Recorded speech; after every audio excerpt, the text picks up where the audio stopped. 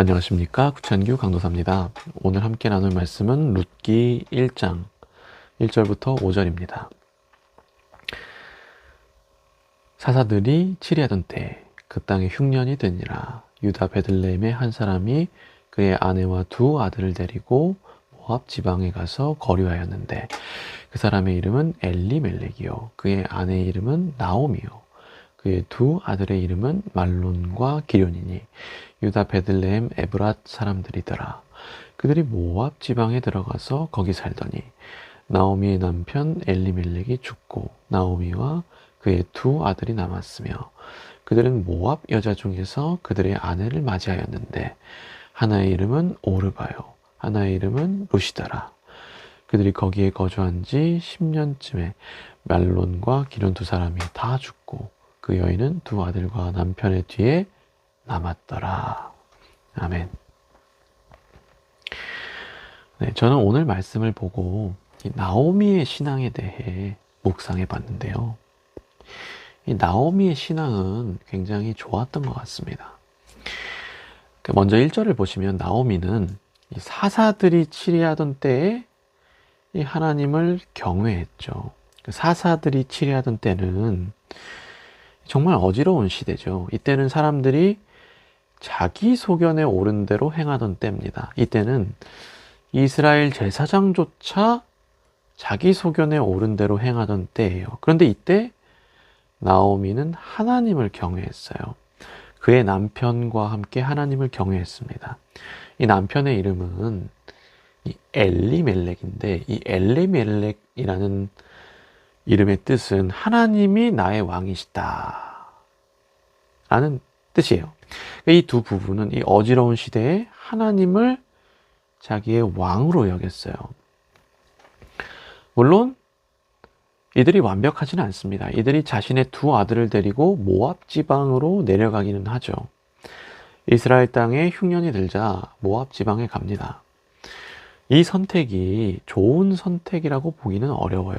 왜냐하면 모압 땅에는 먹을 것이 있다 하더라도 그곳은 우상을 숭배하는 곳이기 때문이에요.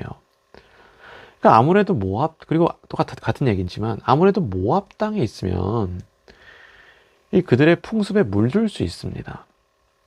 우상을 숭배하는 곳이기 때문이에요. 그리고 또 이제 말씀을 보면은 이들의 아들들은 이 모압 여인을 맞이하죠. 맞이해야 했어요.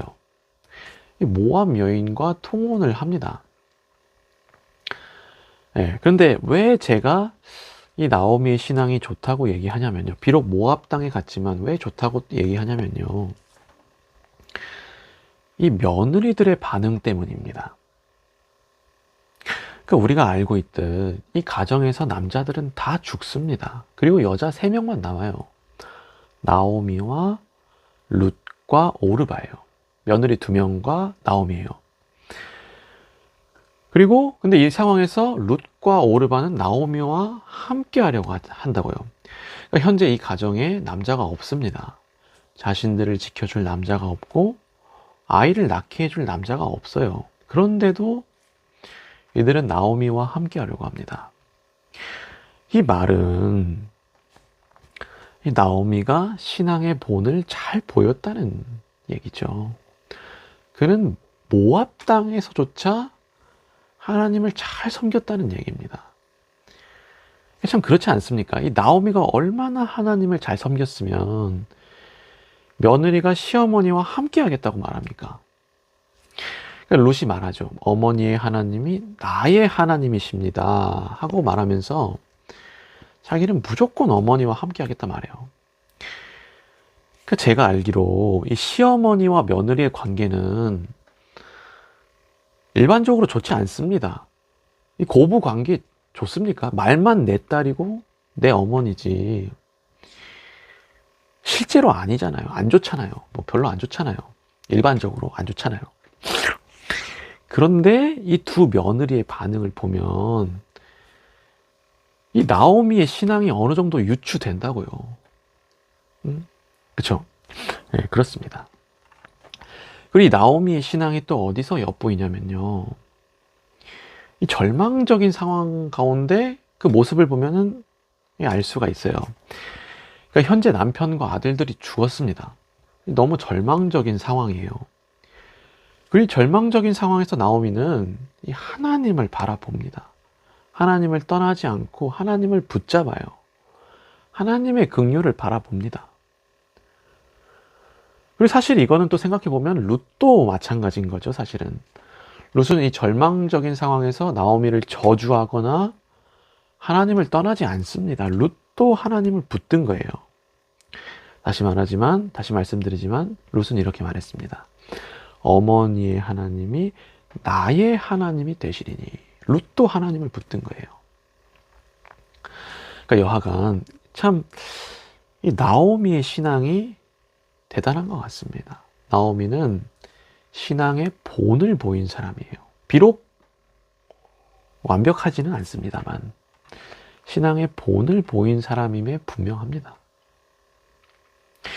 그리고 끝으로 한 가지만 더 나누자면요. 하나님께서는 이런 절망적인 상황 가운데 새로운 일을 시작하십니다. 우리가 이걸 기억했으면 좋겠어요. 그러니까 인간은 늘 실패합니다. 인간은 늘 실수하고 좌절하며 절망에 빠집니다. 그런데 이때 이 하나님이 일하신다는 거예요. 네. 그러니까 나오미는 며느리와 이스라엘 땅으로 이제 갑니다. 절망적인 상황에 갑니다. 이제 둘은 더 이상 모압 땅에서 살 이유가 없습니다. 살 수도 없어요. 그래서 이스라엘 땅으로 가죠. 그리고 여기서 이제 하나님이 새로운 일을 시작하십니다. 절망적인 상황 가운데 이 인간의 실패 지점에서 이제 하나님이 일을 시작하신다는 거예요.